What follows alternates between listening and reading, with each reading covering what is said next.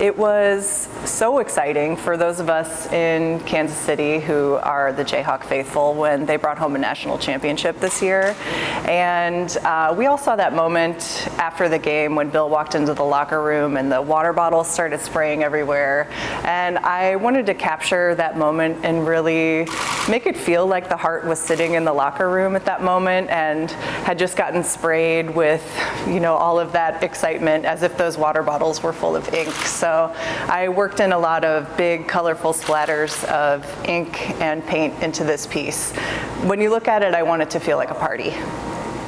The Parade of Hearts is this amazing fundraiser and this local effort that is uniting all of us around something that's really fun and joyful, and I think we all need that after the past few years and what everybody's been through, and I'm just really honored to be a part of this. I think it's also really great for the artist community here in Kansas City. It's really uplifted and given a very public place for people's work to be seen, and I think that's really cool. I'm really a big fan of that. As far as the painting, I paint primarily with a palette knife, which is kind of like a long, skinny spatula, and I work in acrylic. And if you get up close and see the piece, it's very textured. There's a lot of thick paint on there, and I work in really, really bright colors. So this was something where there's a lot of energy and movement to the way that I paint. I'm just kind of swiping things on, and then, my studio has splatters of ink all over the wall now because I was flinging ink at it and just trying to get into the excitement of that moment and trying to capture that.